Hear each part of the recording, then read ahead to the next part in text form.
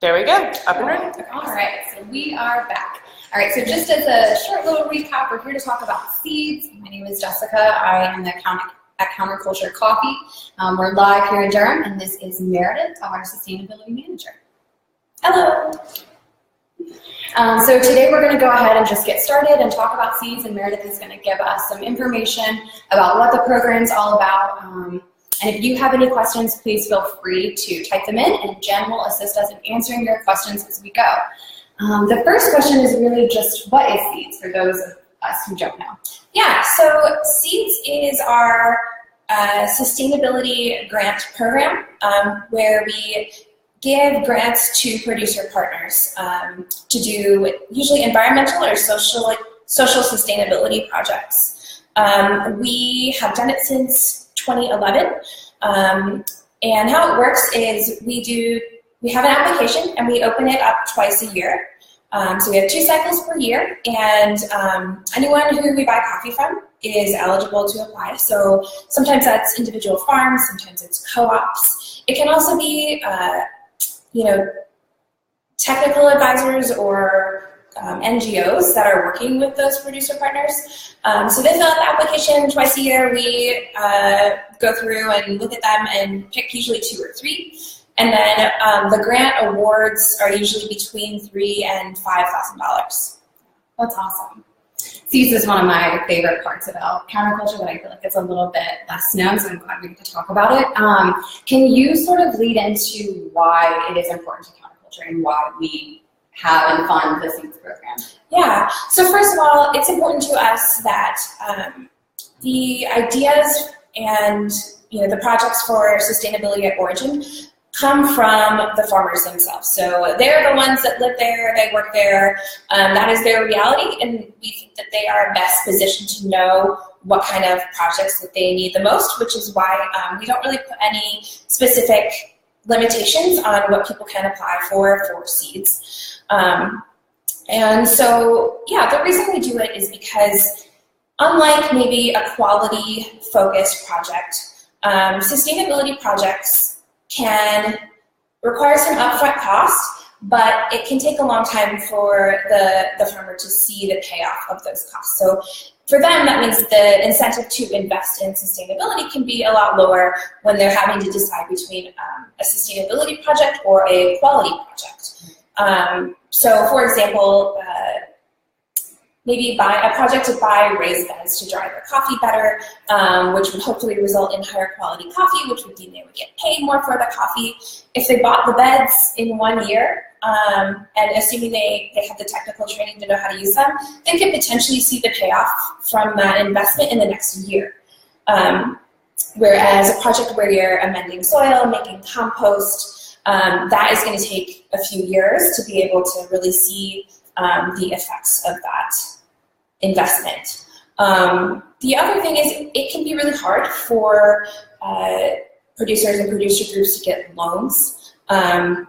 Sometimes this is because banking institutions don't exist where they are, but also because the banks there see coffee farming as a risky investment. And so even when they can get loans, they're sometimes really, really high interest. It's just not practical. So we wanted to provide a way that people could get funding to do some of the upfront infrastructure that's often required for these projects without having to go through a traditional type lender.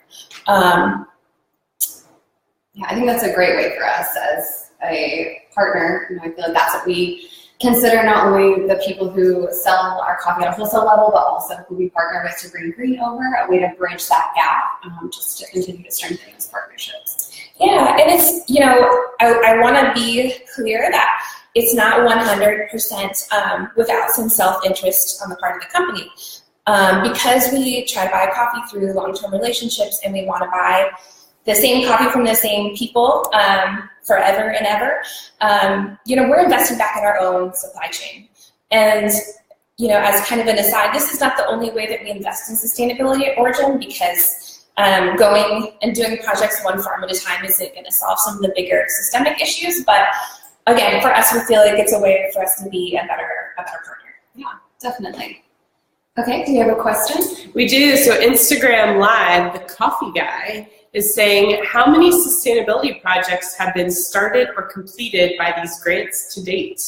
Ooh, let's see. I'm not going to give you an exact number. I'm going to give you an educated guess. So if this is kind of the 6th year that we've been giving out the grants, and we do, let's say, an average of 5 per year, I would say we're around probably safely between 25 and 30 so far. Last year, we granted about $28,000 to 5 different projects. So just to give you an example. Yeah, good question. Yeah, and I think we'll probably talk a little bit about sort of how all that comes to be in a second. We can get into that and it'll make more sense why we're granting. So going back to just some of the projects and what we do and why we do them, can you tell us some of the project themes that are most sought after that people apply for? Yeah, so like I said, we really leave it open, but we do like to give people suggestions so that they're not starting from nothing if they need a little seed for a seed idea. So some of the common themes that we see in the last few years are renovation. So especially with coffee leaf rust in Latin America, and with climate change, a lot of farmers and cooperatives are wanting to replant the different varieties, and or just replace trees that are really old. And you can imagine that comes with a cost. And so that's been a really big theme. Other things include like organic agriculture practices, like making compost or planting shade trees. Mm-hmm. But the scope kind of also purposely goes outside of the just the farm level, because it's really about having good coffee quality available for the long term. It's really about resiliency, and so there have also been some projects around income diversification, food security, education, kind of things that aren't directly related to coffee per se, but really help make the farms, the communities, the co-ops just stronger overall. Yeah, that's great. Just playing off of that, can you give us just any other examples of projects that have received grants, or maybe one that stuck out to you as your favorite? Ooh, my favorite. Let me just give you some examples, and then maybe I'll choose my favorite as I'm saying it. So, like I said, sometimes education is one of the themes. In 2015, we gave a grant to Barwida, which is where you would find the coffees called Barwida or Tairora, Kabuta, Banta, all come from that partnership. They are in Papua New Guinea, and they are kind of isolated. So in 2009, they built a school for everyone, all the coffee community around there, not just the people that work on their farm, but the people that grow coffee around them. But they found that they were having trouble attracting teachers because no one wanted to live kind of out there. So in 2015, we gave them a grant to build teacher housing so that they could attract people to actually come and stay and teach at the school. What else? Kama Vindi in Kenya. We've talked about Peter in a lot of ways. He's a great person. He had a great idea, which was to give macadamia nut trees, seedlings, to some of the workers on his farm. And so that way they could have an additional source of income because, coffee work is often seasonal. So in order to retain them in the area, he wanted to provide them a different source of income outside of just the coffee farm alone. So he gave them macadamia nut trees, and now they sell those, or they're in the process of raising those trees so they can sell the nuts to the market. Oh, interesting. Cool. Wow. Booth Cafe in Rwanda, they did a similar project. So that idea is kind of taking off. Wow. Let's see. Finca Nueva Armenia in Guatemala, they did a really cool project where every time they plant a new plot of coffee trees, they intercrop with beans. And so they do that for about the first 3 or 4 years for until the coffee trees kind of get too big. And it's really cool because the beans they fix nitrogen in the soil. So they're helping the coffee trees themselves have more nutrients available. But the beans themselves are actually harvested, sold, eaten by the farm workers. So again, it's that, we talked about common themes, but often projects touch on more than one. So this is something that touches on good organic soil practices. It touches on income diversification, food security. So that's maybe one of my favorite projects. Yeah, no, definitely. Peter is full of great ideas. That is awesome.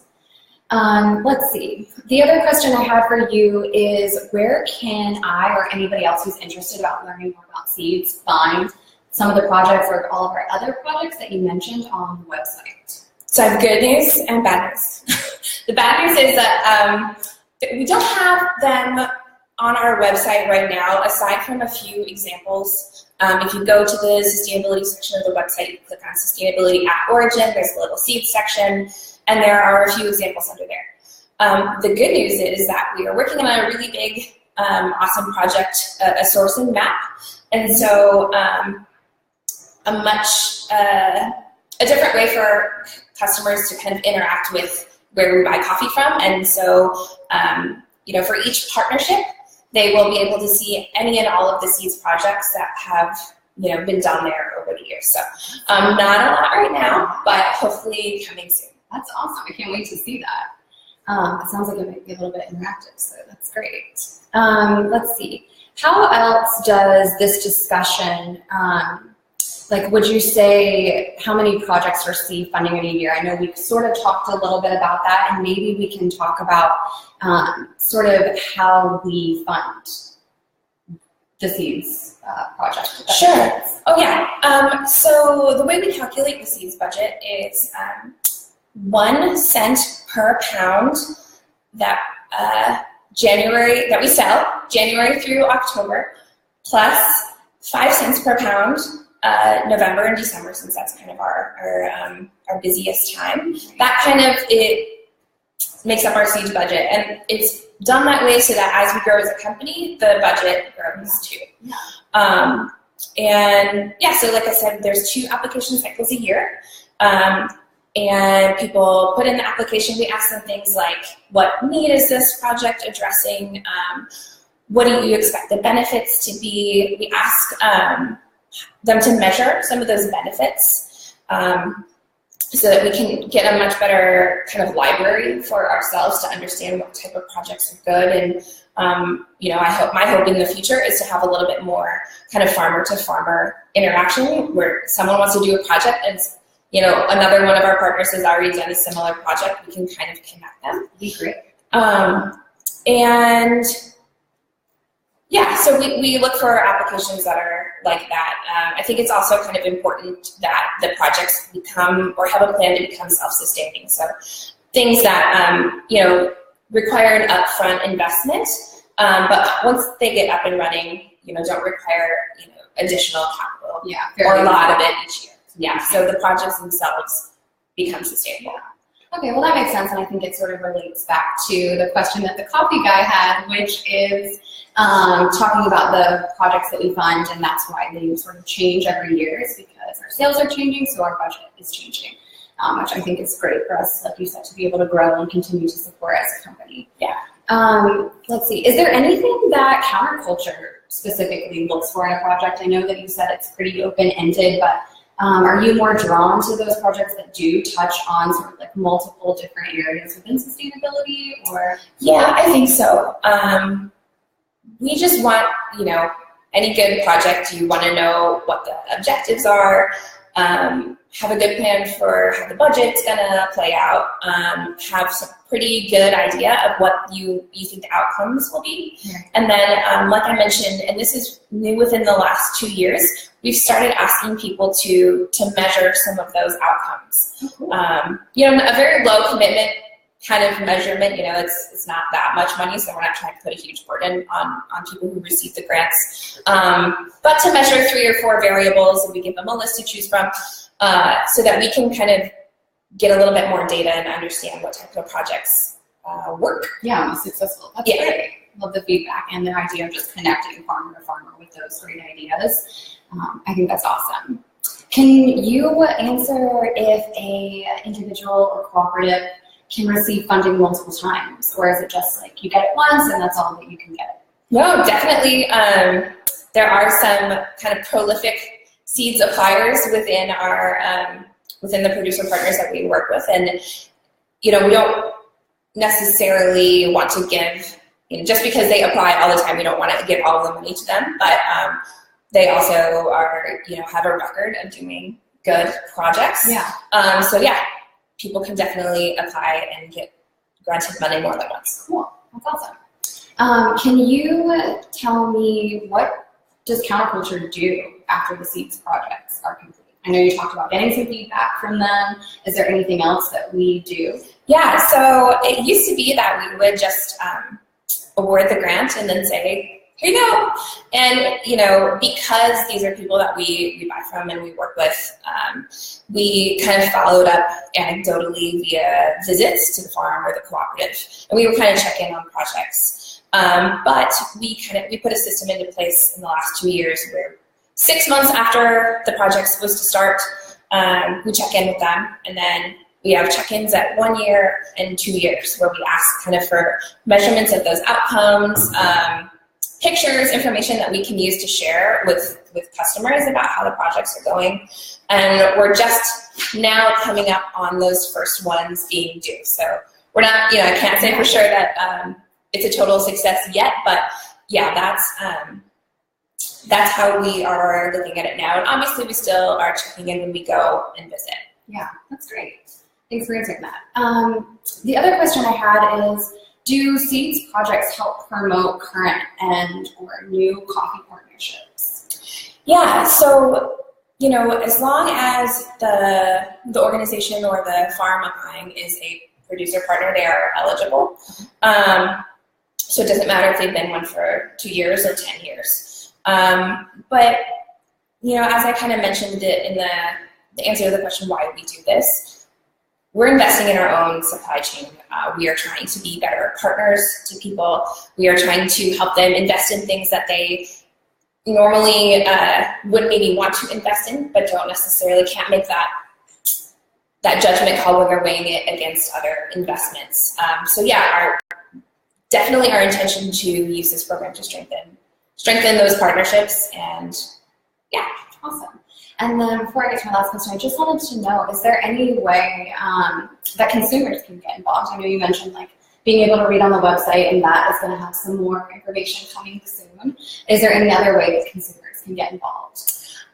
Not at the moment. I think when we have that sourcing map available, it'll be way easier for consumers to look at their favorite coffees or the coffees that are currently available and see what Seeds projects have been associated with that partnership. So that'll be a much easier way for consumers to interact with the program, and if they really like sweet, they can buy the coffee. Awesome, yeah, so coming soon. That's great. And then I guess one of my last questions is, how does this discussion in Seeds in general relate to our winter blend iridescent? Yeah, so iridescent, as you've probably seen on all of our social media, is coming out on Friday.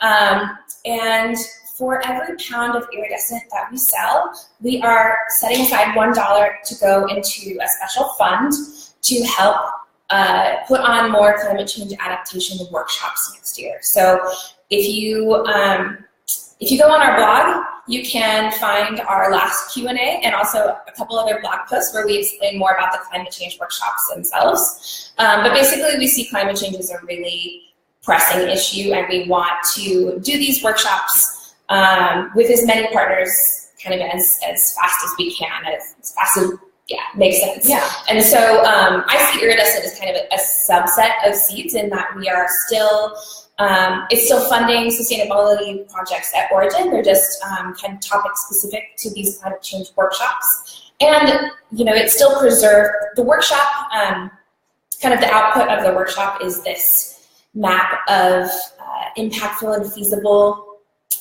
adaptation solutions that are developed by the farmers and the participants in the workshop itself. So it still stays true to that idea that the people that live there, work there, they are best positioned to kind of decide what would work best for them. So yeah, I'm glad that it kind of preserves that important element of it. Definitely, yeah. Okay, we have one more question. We do have another question, but a question from the marketing department at Counterculture. Do you want to give people a up-close sneak peek of the iridescent box? The lights are kind of reflecting off the super cool box, which is what's supposed to happen, but I'm going to do this because, woo, look at it, it's so pretty. So pretty. You can recycle this box, by the way. sustainable. Yes. It's true. But yeah, this is the iridescent that is coming out on Friday. And it's usually available through beginning of January, so kind of the general holiday season. I tasted it already, and it is definitely my favorite coffee. Oh, it's so good. I loved it last year, and this year is just as good. D Nug is asking, do you guys implement solar or sustainable energy for your farms or more? At their discretion. So if it is something that that farm or cooperative has identified would be a really impactful sustainability project for them, we would definitely fund that. I don't know that we've had any applications like that to date. I've seen some really cool biodigesters at Origin where people are kind of capturing the gas from decomposition and using that to, fuel their stoves and stuff. That's a very small scale. And I haven't really seen anything in the way of solar or water power, but I think that's definitely within the realm of possibilities. Probably a little bit limited by the infrastructure that exists in these places, but who knows? I saw way more solar lights in Uganda than I have seen in the US ever, so you never know. Awesome, cool. Well, just to recap, any coffee that you buy all year round is going to benefit the Seeds program, but specifically iridescent, $1 will go into the Climate Change Workshop Fund. So you can support the Seeds Fund in many different ways, but iridescent specifically is really sort of our promotion for this winter season. If you have any other questions that you would like for Meredith to answer on the Sustainability Q&A Live, please feel free to email her at sustainability@counterculturecoffee.com, and she'll be happy to hopefully address those in the coming Q&As. And again, they are the first Wednesday of every month. Yeah, thanks for tuning in, and we will see you next month.